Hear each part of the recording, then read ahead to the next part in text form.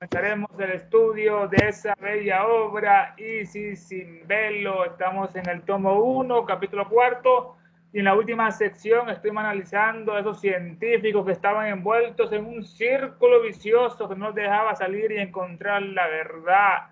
Vimos los conceptos de Curie, que decía sobre su hermano científico Gasparín, que no eran voluntades humanas, los fantasmas, las mesas volando, levitando.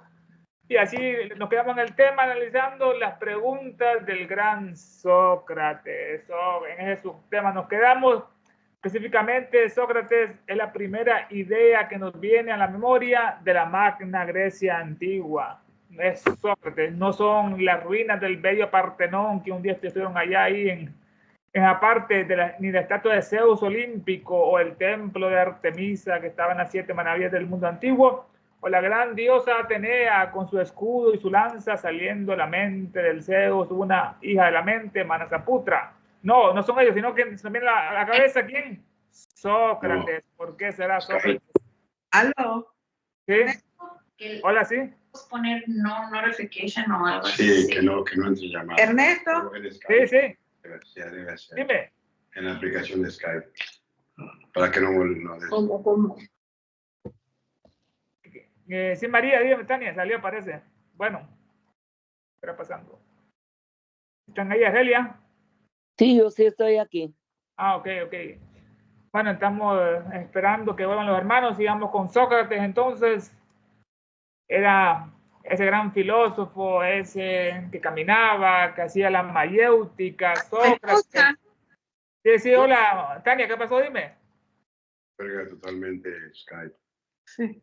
Aquí los escuchamos a Tania y a Roberto. ¿Ustedes escuchan? Bueno, entonces sigamos con el tema. Sócrates, el que la madre... Ajá, sí, Tania.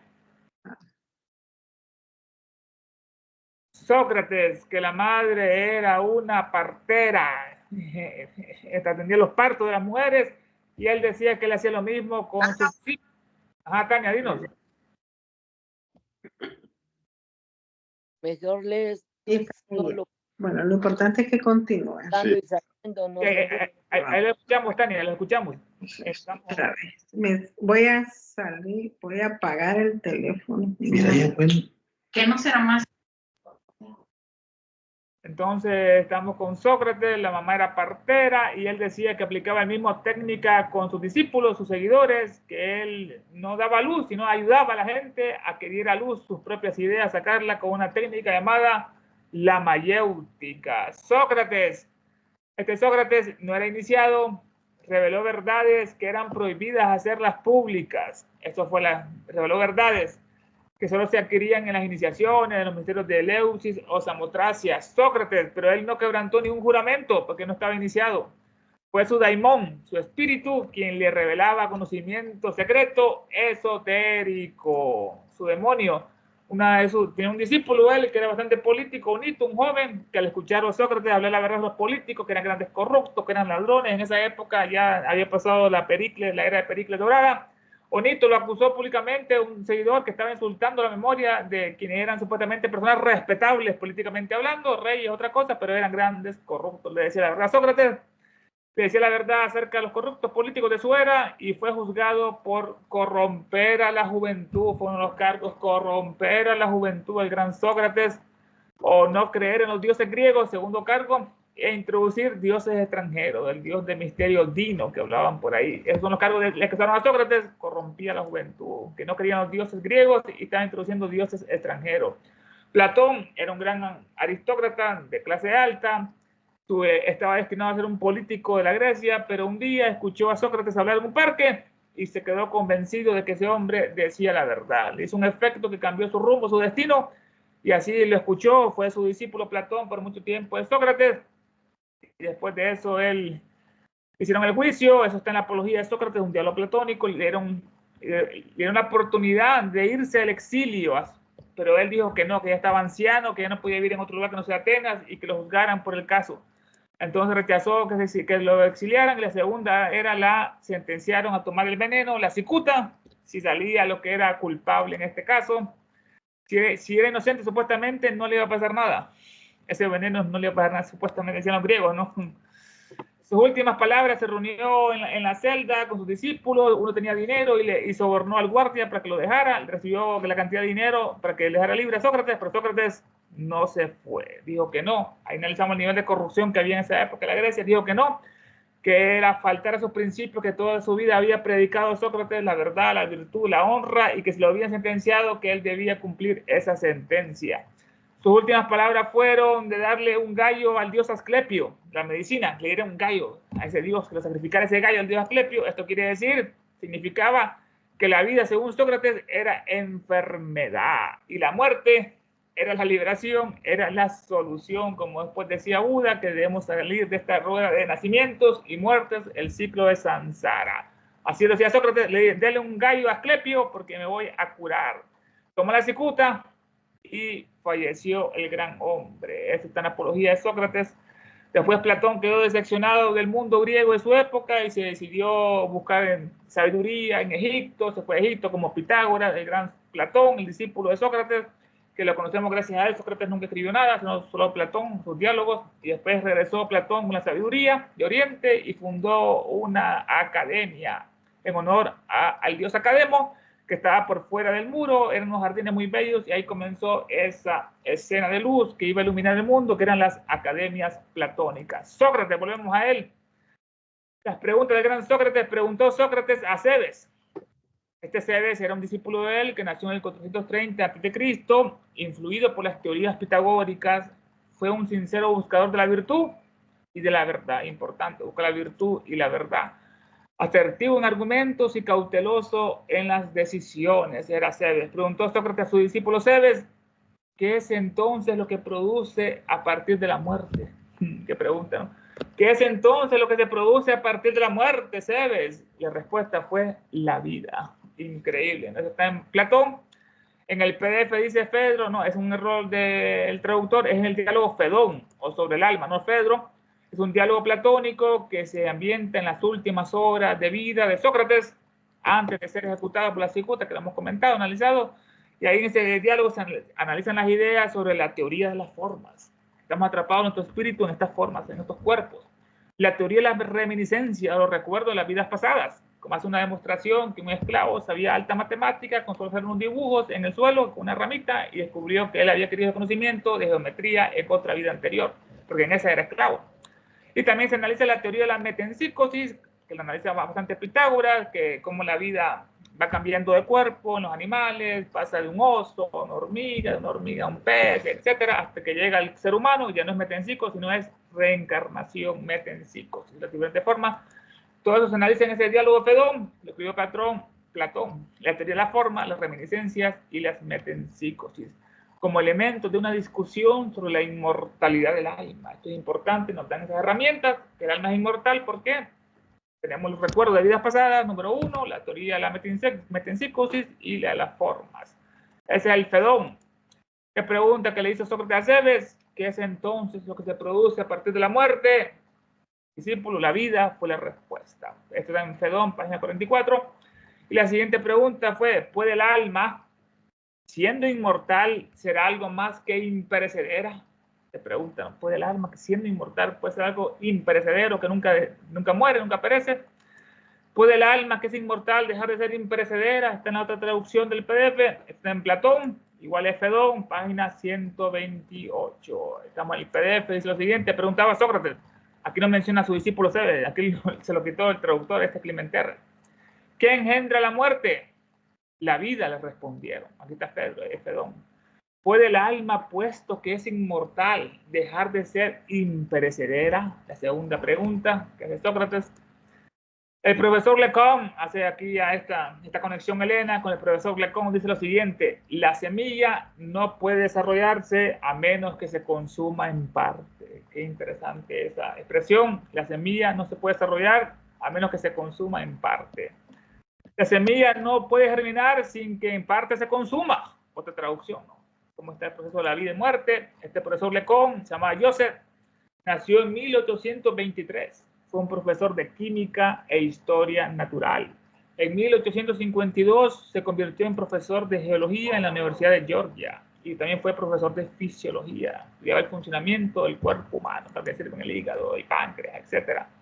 La semilla no puede desarrollarse a menos que se consuma en parte, decía Lecón. Aquí está la traducción. Lecón dice, la semilla no puede germinar sin que en parte se consuma.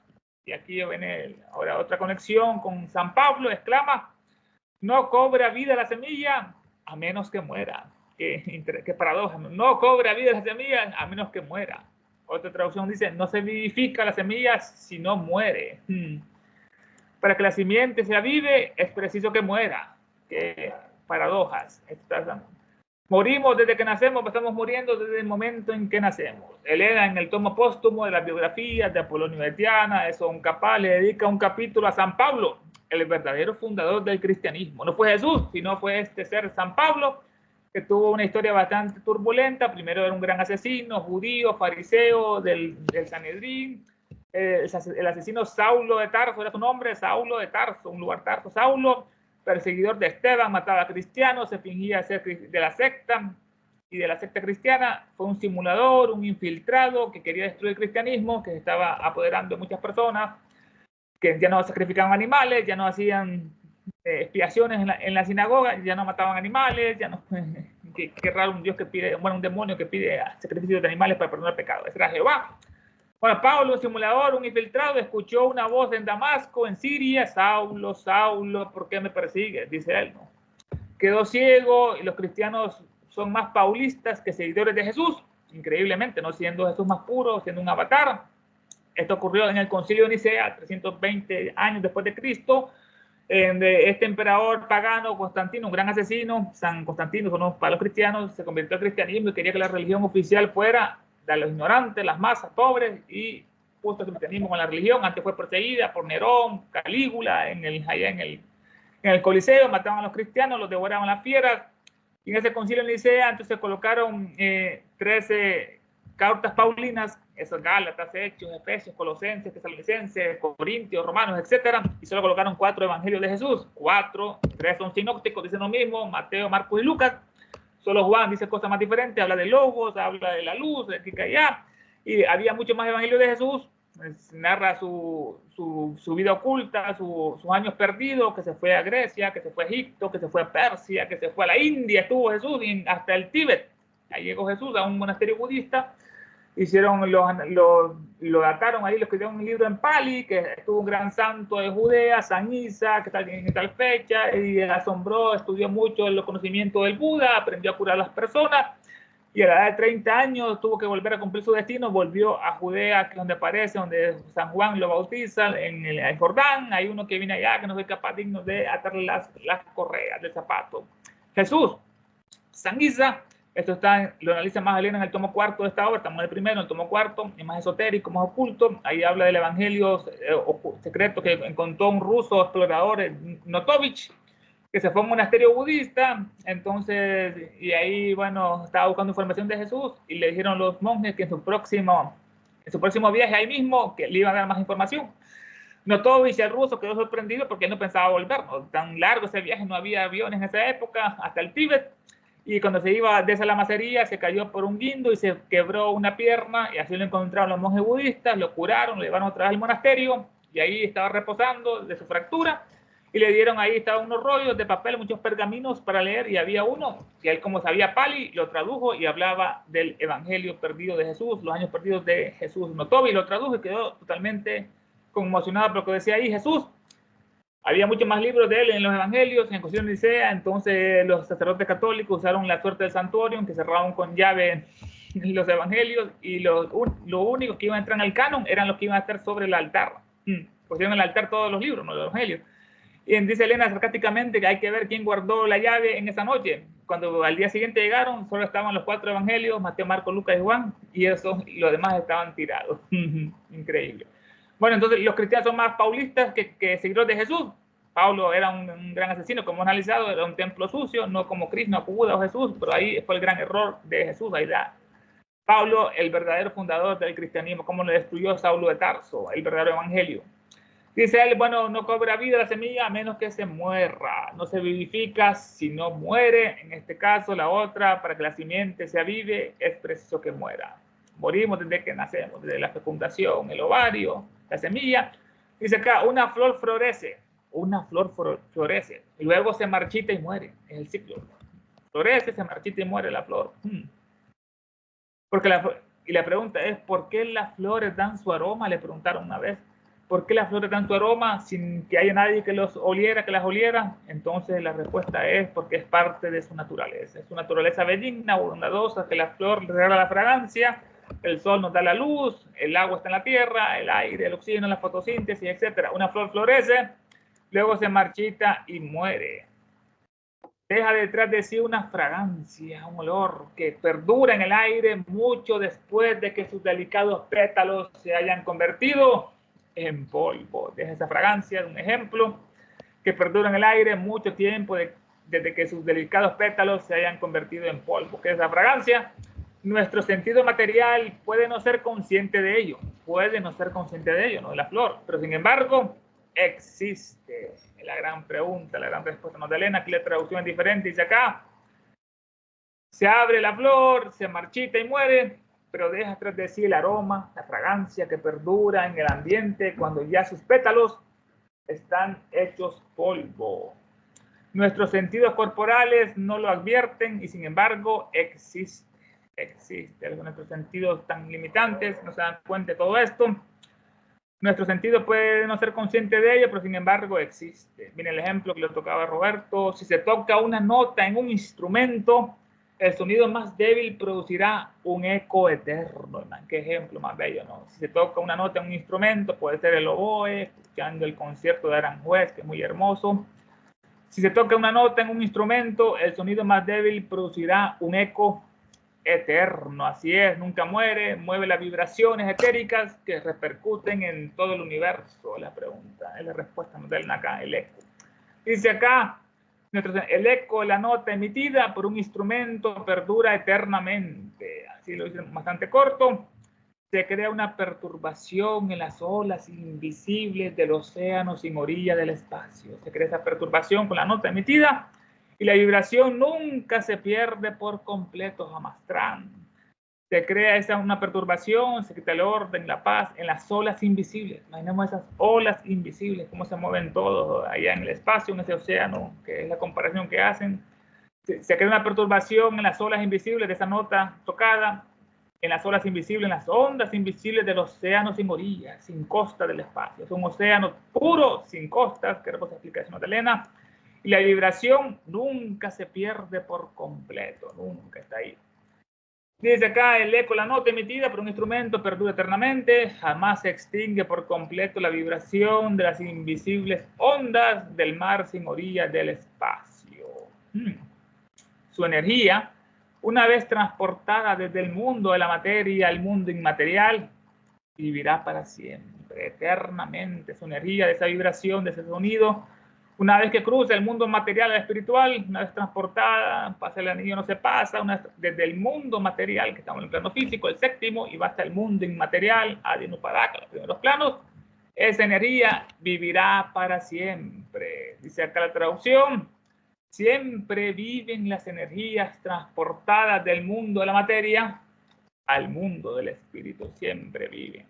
Y el hombre, vamos a la cuestión del hombre, que preguntaba Sócrates, Platón, y el hombre, se nos pide creer que el hombre, la entidad viviente, pensante y razonadora, la deidad moradora de la obra maestra suprema que corona nuestra naturaleza, el hombre evacuará su ataúd y dejará de existir. Increíble, comparado con la nota que no se pierde, con las flores y su fragancia.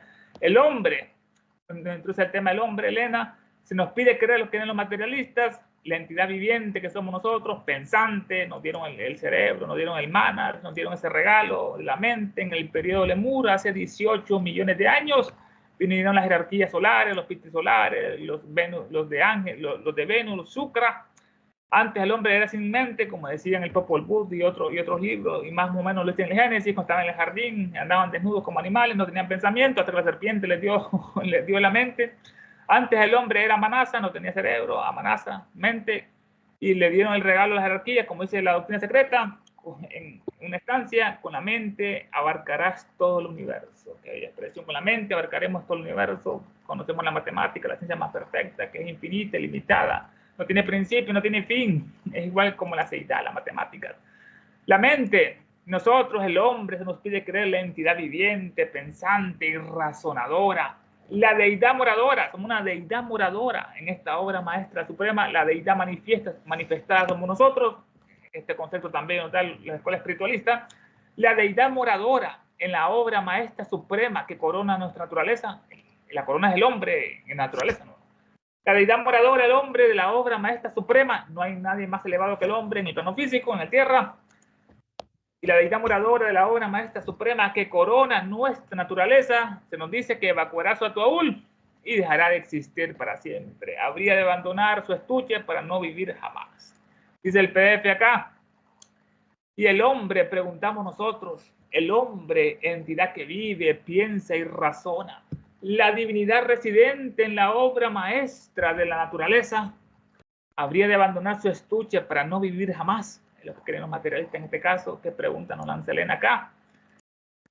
El principio de continuidad que existe incluso para la llamada materia inorgánica, para un átomo flotante, sería negado al espíritu. Este principio de continuidad, que lo estudiamos en la materia, en un mundo físico, que dice mundo que existe, la materia inorgánica, la materia no se destruye, dicen ellos, es cierto, solo se transforma. Se transforman los átomos que componían un dinosaurio, después una planta, después una ballena, después un tigre, dientes de sable.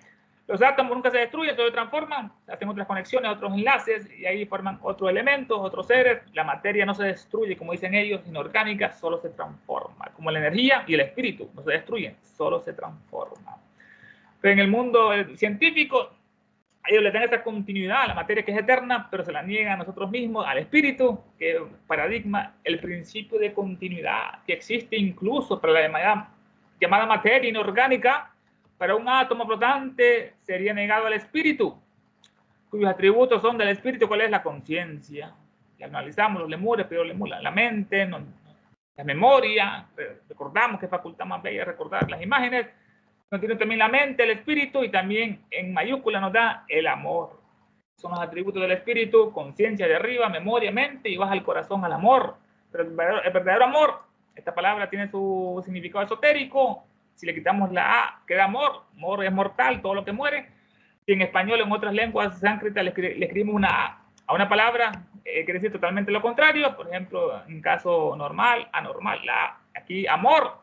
Al mortal le colocamos la A, se vuelve lo que vuelve al hombre inmortal. Ese es el verdadero amor divino, lo que vuelve al hombre inmortal, como pasaron los maestros que pasaron el siglo, se graduaron de aquí del reino humano y pasaron al reino angelical, como están los maestros de sabiduría y tantos otros que llegaron a esos lugares, a esas cimas. Y así que el espíritu, cuyos atributos son, se le niega el principio de continuidad a ese espíritu que tiene sus atributos en nosotros, que se reflejan en el microcosmos, que son la conciencia, arriba, la memoria, la mente y el amor. La traducción dice lo siguiente: ¿cómo negar al hombre cuyas cualidades fundamentales son la conciencia? Aquí está la explicación, está errónea, aquí le da al hombre, en el original dice el espíritu, no al hombre. ¿Cómo negar al hombre cuyas cualidades fundamentales son la conciencia, la mente y el amor? El principio de continuidad que reconocemos en la llamada materia inorgánica del flotante átomo. Aquí la traducción de Clement Terres. Así que el principio de continuidad será negado al espíritu, cuyos atributos divinos son la conciencia para hacer el bien, la memoria, el discernimiento, la mente, viveka, Chudamani, el viveka, el discernimiento, la joya suprema, del discernimiento. El otro es dharana, lo que es el apego, el desapego, cuyos atributos son del espíritu, la conciencia, la memoria, la mente y el amor. Realmente la idea misma es absurda. ¿Cómo se vamos a negar al espíritu su principio de continuidad si lo acertamos en la materia inorgánica? Cuanto más pensamos y más aprendemos, más difíciles nos resulta explicar el ateísmo en el científico. Aquí estamos en el tema. Estos científicos, académicos, escépticos, nos dice Elena, entre más pensamos y más aprendemos, conocemos el mundo, la naturaleza, más difícil nos resulta explicar ese ateísmo, esa enfermedad del científico. Una gran verdad como increíblemente estamos en la distancia exacta del Sol a la Tierra, con la Luna, produce el día y la noche, la rotación. Si no hubiera rotación de la Tierra o fuera más lenta, se quemarían los árboles que están con el día. Hay rotación, hay oxígeno, hay fotosíntesis con respecto a nuestra Tierra, la rotación, la inclinación exacta, todo está donde tiene que estar para que haya vida manifestada en este planeta. No es casualidad, todo es una concatenación de hechos de conciencia. Cuanto más pensamos y más aprendemos, más difícil nos resulta explicar el ateísmo del científico. Dice acá, no cabe más descabellada idea. Cuanto mayor es nuestro conocimiento, mayor es también la dificultad de concebir el ateísmo científico.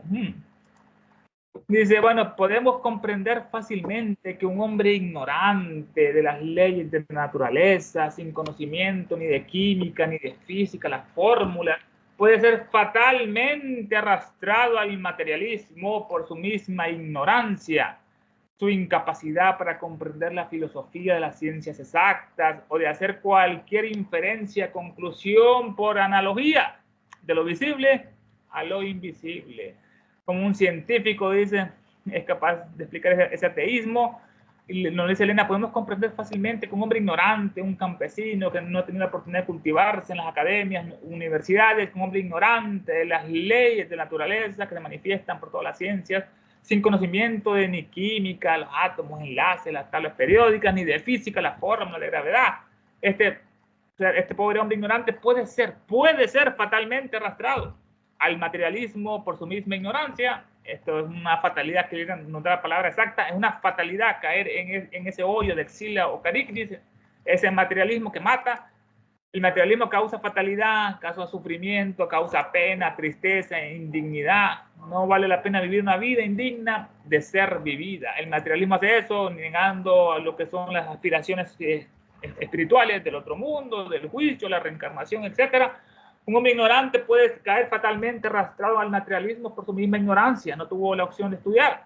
Y pues, ya que carece, tiene una incapacidad para comprender la filosofía, la sabiduría de las ciencias exactas, la matemática, etc. No tiene esa capacidad para comprender la filosofía de las ciencias exactas. Los que sí estudian esto se dan cuenta de la gran verdad, ¿no? Miramos el gran esplendor de la creación, las flores, los pájaros, todo está en un ciclo, el ciclo del agua, o la luz, como viaja.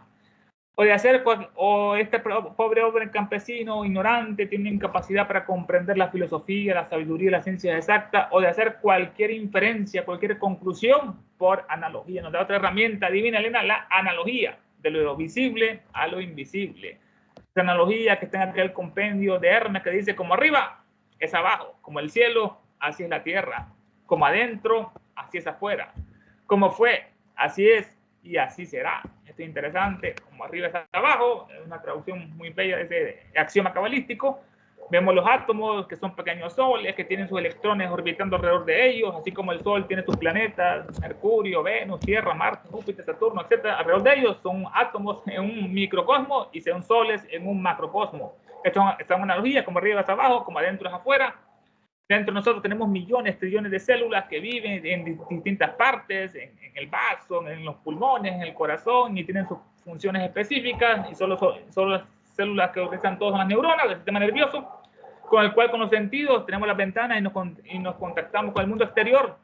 Somos el microcosmo, como adentro es afuera, como fue, así es y así será. Dice el apotegma, el macrocosmo y el hombre es el microcosmos. Esas son unas leyes que nos da Elena acá, para comprender la sabiduría de las ciencias exactas, para conocer la creación y los ángeles creadores, los como creadores, o de hacer cualquier inferencia por analogía de lo visible que vemos por los ojos a lo invisible.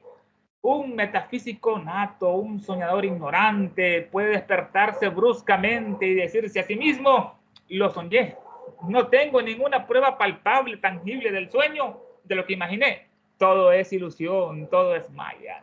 En este ejemplo, Elena, un soñador, un metafísico nato, natural, puede tener un sueño hermoso, bello, como hemos tenido nosotros, y decirte a sí mismo, lo soñé, qué bello, rodea ese sueño, no tengo ninguna prueba tangible. Dentro de los ojos cerrados podemos ver que hay luz en nuestro sueño, hay un sol interno, un psicológico, un sol mental, un sol espiritual, lo soñé, no tengo ninguna prueba tangible de lo que imaginé, todo es ilusión, como dicen los orientales, todo es maya.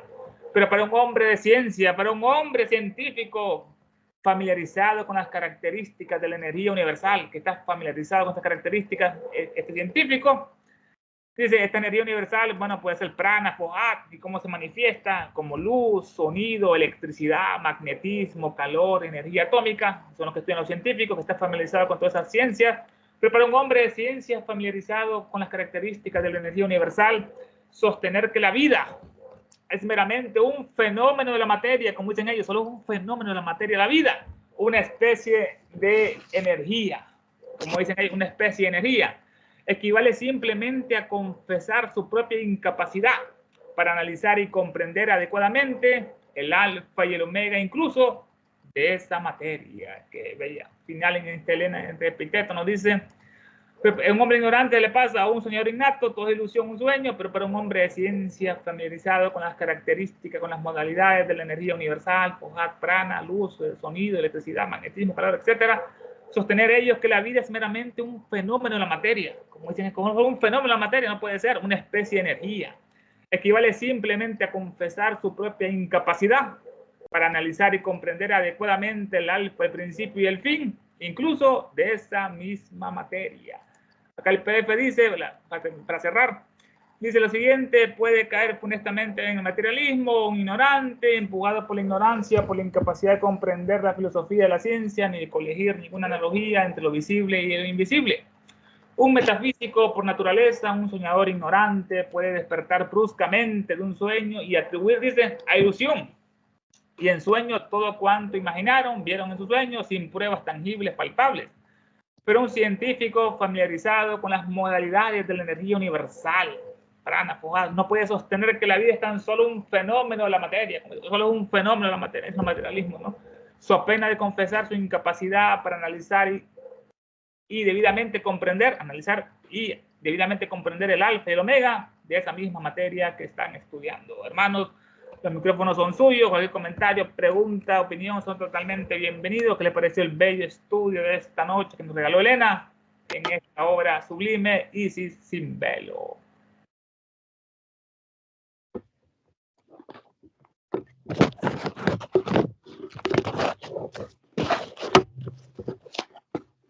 Aló. Sí, hermana. Sí, estoy de acuerdo con todo lo que he hablado. En efecto, la semilla tiene que morir para poder volver a renacer.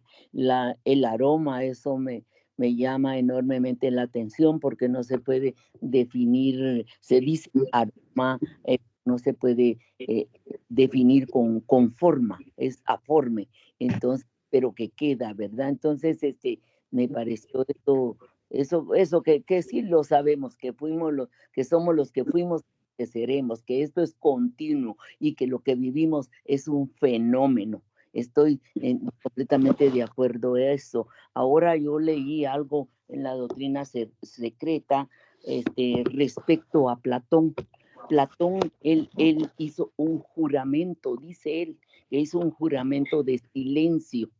Por lo tanto, todo lo que decía estaba velado a propósito. Lo explica él mismo, que lo veló a propósito, para que solo lo pudiesen entender aquellos que eran iniciados, para que aunque se perdiera esa tablita o lo que escribió y lo encontraran, no pudiesen entender absolutamente nada, porque él respetaba su silencio, por lo tanto no podía hablar de eso. Me pareció muy interesante, lo tengo en la doctrina secreta, y así lo dice, que lo hizo a propósito, adrede, dice, era un lenguaje que utilizaban de decir adrede, ¿verdad? Para que no los demás no supieran, porque se mantenía completamente en silencio. Actualmente, pues, todo eso se ha cambiado, ¿verdad? Y tal vez lo único, quizás, en aquellos tiempos en los que fuimos, se podía decir que si no sabíamos leer ni escribir, teníamos una percepción de esa realidad que no la podíamos decir quizás ni con palabras, pero que sabemos que estaba manifiesta en nosotros. En eso es lo único que pienso, que sí, que a veces, aunque seas analfabeto, siempre vienes de esa mismísima fuente. ¿verdad? Y esa fuente que no hay diferenciación. Es todo, mi querido Ernesto. Adelante, Roberto. Sí, yo iba también por el rumbo de Argelia, ¿verdad? Porque esta parte, obviamente, hay que darle una buena consideración y claro, se explicó muy bien, ¿no? Del conocimiento. Y como dijo Argelia, ¿verdad? Porque aquí habla de un ser que vamos a ver aquí la parte. En nuestro documento dice, se comprende que un hombre ignorante de las leyes de la naturaleza. Y sabemos a qué se refiere con eso, ¿verdad? Y el hecho de que sea ignorante de las cosas ordinarias, ¿verdad? No quiere decir que sea ignorante de las leyes de la naturaleza, como justo dijo Argelia, porque sabemos que todos traemos ese hilo, ese cordón kármico de vidas anteriores, donde el genio jamás se pierde, ¿verdad? El genio que surge hoy en una vida es porque se ha adquirido en vidas anteriores. Por ende, la parte de lo que ya también se mencionó, el aroma que queda de la flor, todas estas son analogías, ¿verdad? Por eso la teosofía nos ayuda a entender a través de analogías y correspondencia.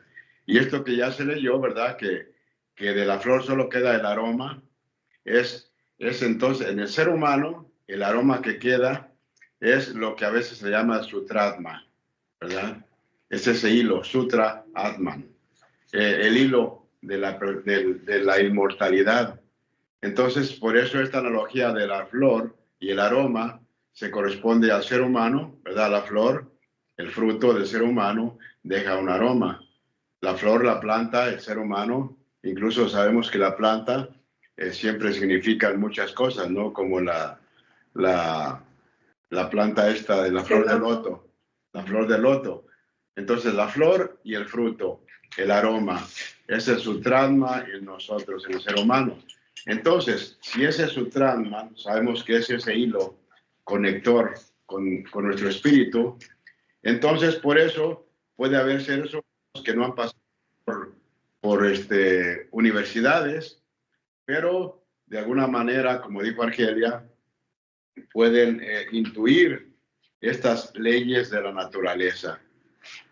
El otro punto de vista, ¿no? al que iba también como Argelia. Y por lo tanto, la otra parte donde dice también un metafísico por naturaleza, ¿verdad? Aunque aparentemente sea ignorante, es un soñador, que es más o menos de esto que está hablando, ¿verdad? Que aunque no haya ido a ningún lugar a estudiar, puede intuir todo eso y despertar gradualmente a la vida espiritual, ¿no? Como muchos que ha sucedido, ¿no? Este señor que era zapatero, ¿quién era? ¿Swedenborg? ¿O quién? Bacon. Bacon, no. Uno que era zapatero, creo que era Swedenborg. ¿Verdad? Jacobo Ben. Gracias, Jacobo Bohm. Era Jacobo Bohm, que era un... Así a veces lo pronuncian diferente. Bohm. Jacobo. Jacob.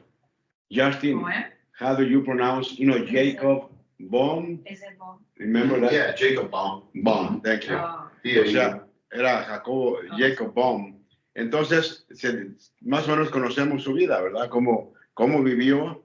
Y luego empezó a meditar, hizo todo lo contrario de lo que hacía, ¿no? Como tu gurú. ¿Cómo se llama? Milarepa. Milarepa. Algo similar. Entonces, ¿cómo es que se despierta eso? ¿Cómo es que empiezan a darse cuenta de estas leyes de la naturaleza? Entonces, por ende, es lo bueno de tomar varios puntos de vista de todas las palabras y frases que leemos por lo que está escrito aquí, ¿no? Y por ende, entonces, al final, con lo que termina, y debidamente comprender el alfa y el omega de la materia. O sea que son dos aspectos de la misma cosa. Tanto la personalidad como la espiritualidad son dos aspectos de la misma cosa. Porque cuando decimos espíritu y materia, aparentemente puede pensar que es algo separado, ¿verdad? Y aquí sabemos que no es, ¿no? Entonces, son dos aspectos de la misma cosa. Por ende, el alfa y el omega es la misma materia, dice aquí, porque el alfa y el omega existen en el mundo fenomenal solamente, donde se dan las vestiduras para que el espíritu o el ser humano, como es en su naturaleza, pueda experimentar. Y por ende, ¿no? Como también mencionaba Ernesto sobre lo sin mente, ¿verdad? Que esa es la época en que el vehículo estaba siendo preparado para nuevos egos que iban a tomar el vehículo, que somos nosotros. Nosotros mismos somos los egos encarnantes que tomamos este vehículo, que era la proyección de los pitris lunares. Y estos pitris lunares es lo que se dice lo sin mente, o sea, la proyección que ellos hicieron para que consecuentemente se iba vistiendo de la naturaleza de sus alrededores, toda, diríamos, toda esta parte de lo que es el cuerpo físico. Y eso no quiere decir que en ese tiempo no había seres espirituales, ¿no? Porque luego están los pitris solares, los que proveen a la forma de la mente, y se despierta la mente. ¿Y cómo es que, entonces, por ende, nosotros, el ser humano... Agnis Vata, creo que se pronuncia. Agnis Vata, sí, tiene esta naturaleza.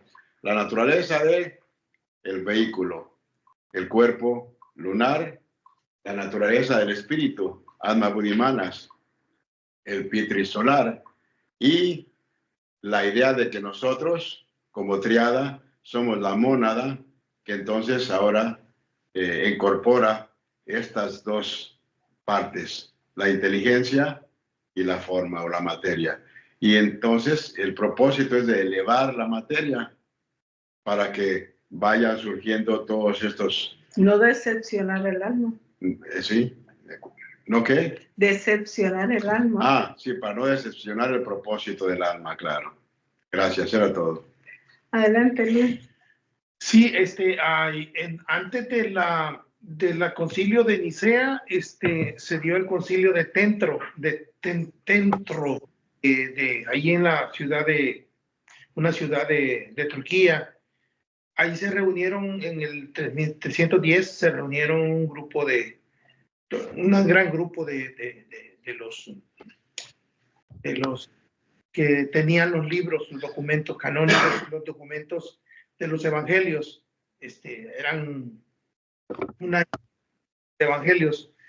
En el concilio de Nicea 325 reúne ¿cómo se llama? El emperador Constantino reúne a la Iglesia de Oriente y a la Iglesia de Occidente, donde se decide tomar solamente 4 evangelios, los demás todos apócrifos.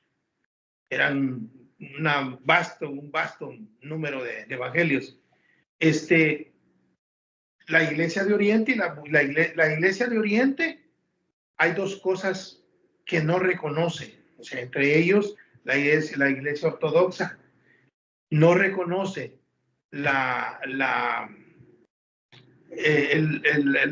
que Jesús se resucitó, no reconoce a Jesús como Hijo de Dios y tampoco reconoce ¿cómo le llaman? El concepto de la Inmaculada Concepción. Tampoco reconocen a la Virgen de Guadalupe, a la Virgen María, la Madre de Jesús, no la reconocen. Y ellos, básicamente, la Iglesia de Oriente reconoce solamente que Jesús fue un profeta que vino a la tierra para hablar la palabra, pero no lo reconocen como Hijo de Dios. Esas son las diferencias entre una y la otra.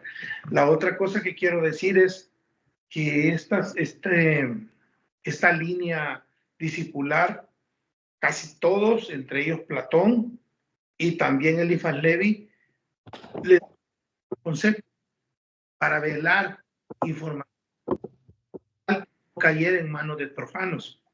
Por ejemplo, Eliphas Levi en la tirada del tarot le da vuelta a la carta 8 y la carta 13. No, la carta 8 y la carta 11. La 11 la pone en la 8 y la 8 la pone en la 11. Esto lo hace como un propósito de velar información información esotérica para no dar información. O sea, no. A propósito, ellos velan esto, le dan vuelta a los conceptos para que no se pueda develar la información que es vital, porque puede caer en manos de yo creo que por allá hay un documento, el sigilo de los iniciados, que también habla de todo esto. O sea, muchos maestros hacen este tipo de cosas. Yo andaba buscando aquí el maestro de Moni Sadhu, pero no lo hallé. Eso sería todo. Okay. ¿Algunos comentarios de los que están participando? Argelia, ¿qué más? Pues sí, tengo aquí lo que estaba hablando, donde dice que el mismo Platón corrobora esta afirmación en el siguiente pasaje. Me decís que en el anterior discurso no expliqué suficientemente la letra del primero. Adrede me propuse hablar enigmáticamente a fin de que en caso de perderse la tablilla, ya sea en el mar o en la tierra, no pudiera entenderla quien carece de conocimientos previos. Y eso dice Platón, y entonces, y dice para que el vulgo no sepa. Le antecede mucha información, está en la doctrina secreta en el quinto libro, y está muy interesante, ¿verdad? Porque también ella ahí está hablando de lo que es la Biblia original, antes de que fuera tergiversada. Está muy interesante, ¿verdad? Para uno que siempre, para no echarle culpas a nadie, sino que saber que ese tergiversamiento se fue a través del tiempo, y uno a veces por no investigar solamente cree. Afortunadamente estamos aquí en un lugar que la investigación es base fundamental, aunque todo esto ya saben que lo principal está en este microcosmos. Es la bendición de saber que tenemos todo ese conocimiento aquí, pero hay que buscarlo. Hay que no nadar solo en la superficie, diría William Kuyach, no, que profundizar, darse un tirón a lo profundo. ¿A dónde? Dentro de mí mismo, porque no puedo encontrar en otra parte más que eso que lo contiene absolutamente todo, que es el poder que tenemos todos en absoluto. Es todo. Solo una cosita, quería decirles el nombre del maestro, de Moni Sadhu, que fue otro que veló también información a través de Moni Sadhu. Se llama Ramana Maharshi. No sé si sabe algo, el maestro, este maestro espiritual que es de la línea de Advaita Vedanta, nada más. He escuchado algo acerca de Maharaji, un yogi que ponía técnica de meditación. Antes habló la hermana, muy cierto, del voto de silencio que hacían en ciertas sociedades secretas, de los pitagóricos también lo hacían, de el silencio de 3 a 5 años. Apolonio de Tiana lo hizo, ese voto de silencio. Así ellos adquirían disciplina. Sidis, por ejemplo, después lo manifestaba que era profeta, sabía cualquier idioma sin necesidad de estudiarlo, entendía el lenguaje de las aves, hacía curaciones.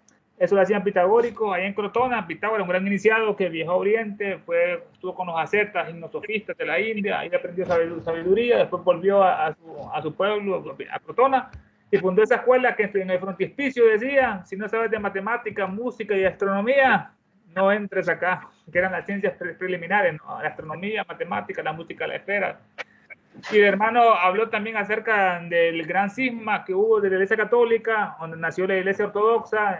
El gran cisma ocurrió más o menos en el año 1000 después de Cristo. Esto fue porque ellos decían, hubo una bula papal que decía en la ley de que Jesús era de la misma naturaleza que el Dios Padre Todopoderoso. En latín era filolequiae, era esa bula. Entonces ellos se pusieron, dijeron que no, que era una gran blasfemia eso, que no eran de la misma sustancia, y ahí nació el gran cisma de los occidentales con los orientales. Ahí nació la Iglesia Ortodoxa, que se fue para Oriente, y la occidental. A partir de ahí han tenido bastantes disputas. Incluso la Iglesia Católica Romana llegó a bendecir las armas de los musulmanes para que mataran a los cismáticos ortodoxos que eran cristianos, y se hizo alianza con esos árabes, los católicos. Un interesante conocimiento acerca, como dijo la hermana, está en el tomo 5, en el tercer tomo de inglés póstumo, que da toda esa biografía de esos grandes seres, no habla de Apolonio de Tiana, no habla de Jesús, de Son Kapá, de Buda, de los cuerpos de Buda, como lo demás lo comenta en La Doctrina Secreta y en La Voz del Silencio. Magnífico. Tengo una pregunta a cualquiera que quieran contestarla.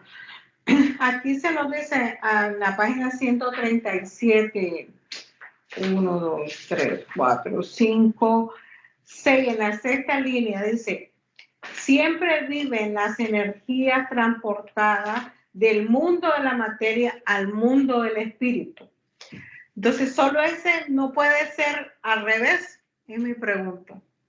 Porque está haciendo énfasis que el mundo de la materia al mundo del espíritu. Entonces mi pregunta es, ¿no puede ser al inverso? ¿O siempre tiene que haber una irrupción de la materia al espíritu? Lo que se hacía era una comparación de los planos más elevados y el plano más bajo.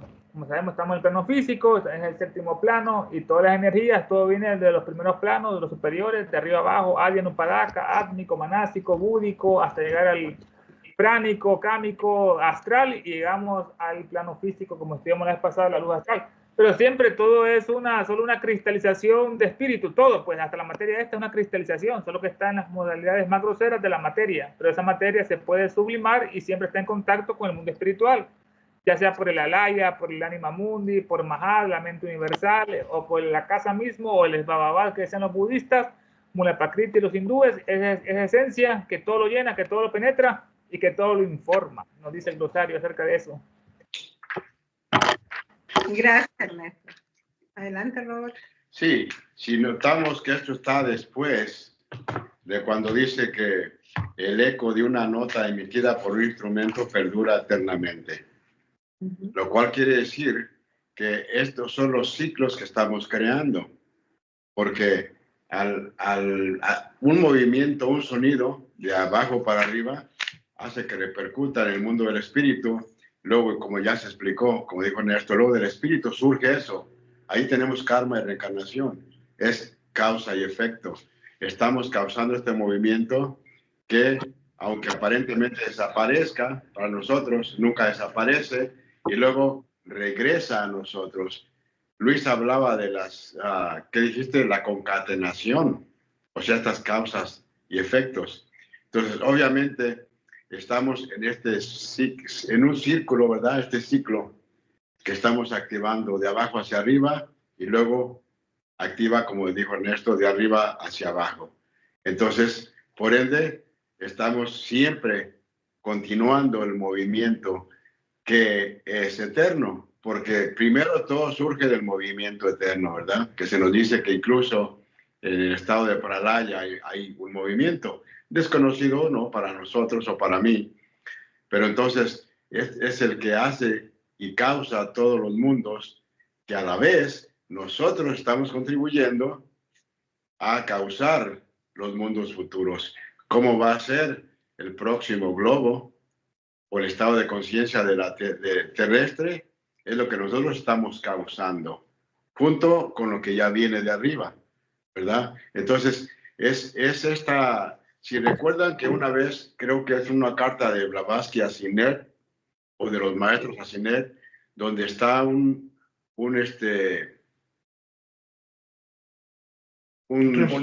círculo que tiene dos líneas, ¿verdad? Que es esta fuerza que vimos ayer, centrífuga y centrípeta. Entonces, están en constante movimiento las dos. Por ende, se puede ver aquí con lo que preguntaba Tania, ¿verdad? Que es tanto de abajo para arriba como de arriba para abajo. Y son estas dos líneas eternas. Estas dos líneas como las vías del tren, que jamás se juntan, ¿verdad? Entre comillas, pero van siempre, siempre adelante. Y nosotros causamos esos movimientos. ¿Y la rueda de Ezequiel qué tiene que ver con él? Muy bien. Pregunto. Sí, está bien. A ver, él me va a contestar. Recuerda, y eso lo he aprendido de Roberto, ¿qué es un Manvantara? y eso tú lo dices constantemente, es entre manús. Eso quiere decir, o sea, un manú semilla y un manú raíz en la eternidad, porque nosotros nos movemos. Recuérdense que la señora habla de duración y tiempo. Dentro del tiempo, no de la duración, se está moviendo. El movimiento es un movimiento constante que está moviéndose. Es esa famosa rueda de Ezequiel, o esas ruedas de Ezequiel que se están moviendo en la eternidad. Dice, no sé ¿Y hace cuánto fue que se escribió eso, Ezequiel? Oh, sí, hace mucho. En la película esta de Gladiador, le dice el general Antonio Decimus Maximus, le dice a su tropa cuando entran a la Germania: pretorianos, recuerden que lo que hoy deciden hacer reverberará en la eternidad. Dice, entonces, yo conecto casi todo con la filosofía teosófica. Casi todo lo que yo llega a mi yo lo reconecto y digo, esto tiene que ver con esto tiene que ver con esto otro. Pero ese famoso Mambántara es una rueda, la famosa rueda de Ezequiel. Manú raíz, Manú semilla, moviéndose en eternidad, constantemente. Gracias. ¿Algo? Es una clave astrológica, astronómica, que en otra parte de esta obra se va a estudiar. Dicen, tiene muchos misterios porque solo mostraba 10 signos zodiacales, que había uno que estaba fundido, que era Virgo Escorpión, que eso se explicaba con la separación de los sexos. Como sabemos, en una época los humanos eran hermafroditas, eran masculino y femenino, tenían 4 piernas, 4 brazos y 2 cabezas, hasta que después vino una gran división y que eso simboliza, supuestamente en la rueda de Ezequiel se refiere a eso, que bueno, Ezequiel del Antiguo Testamento, las claves astronómicas, astrológicas, después lo va a explicar. Dice que en Isis sin velo, ella le dio 7 vueltas a esa clave de Ezequiel en esa obra, que es, como sabemos que cada obra esotérica tiene distintas claves astronómicas, astrológicas, espirituales, matemáticas, psicológicas, fisiológicas, etcétera. Eso en otra parte lo menciona. ¿Y por qué te vino a la curiosidad, Tania, esa rueda? Porque tiene que ver mucho con digamos, también con la página 200. Yo veo que la simbología siempre ha estado desde la época de Matusalén, por llamarlo algo así, una fecha. O sea que entre más te entras a este océano de la teosofía, te das cuenta que el segundo objetivo del estudio comparativo de todas las religiones y ciencias que habla de lo mismo, solo que en diferente lenguaje. Entonces, entre más conocimiento vas teniendo, como que vas asociando, como acaba de decir Luis, vas asociando con otras cosas que son similares, pero ya lo vas viendo con otra perspectiva mayor. También esa tiene que ver mucho con la creación de la campana en Alemania, en la época de Hitler. Según una formación de un aparato llamado la campana, que con cierta fuerza fue tanto, bueno, eso está en la historia, tanto fue la fuerza que hizo mover la campana que desapareció, y la base de ese edificio donde estaba todavía se puede rastrear. Entonces, todo el conocimiento siempre tiene que ver para qué lo usa, con qué intención, pero siempre está. Es por eso mi curiosidad, Ernesto. Solo una cosita más, Tania. Sí. Que esto que está hablando él lo plasman los mayas en su famoso calendario. En el calendario maya están todas estas cuestiones que estamos analizando ahorita con la cuestión astrológica. Ellos tienen, todos curiosamente son 2 ruedas, fíjate, una grandota y una a la par. Una grandota. Dentro creo que va sí, la rueda. Y eso, ellos dan unas demarcaciones como engranaje, sí, creo como que engranajes. se llama. Nada más. Curiosamente, está el quinto sol, que puede ser quinta raza raíz en la que nos encontramos. Porque el sol, como fuego, sabemos que representa muchas cosas en la teosofía, ¿verdad? Puede ser un manú raíz o manú semilla, o puede ser la mente, el fuego. Entonces, o la parte espiritual, puede ser el Buda, que está representado de los 4 o 5 o los 7 Budas, que hasta la fecha han pasado 4, y Blavatsky dice estamos en el quinto, la quinta raza raíz. En el budismo se representa como un Buda.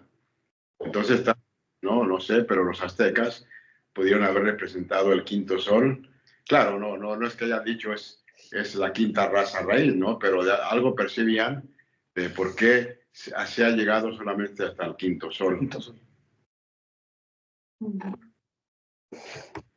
Otro comentario, porque hay mucho en esto, cuando le pregunta, el hombre preguntamos nosotros, como entidad que vive, piensa y razona. La divinidad residente, la divinidad residente en la obra maestra de la naturaleza.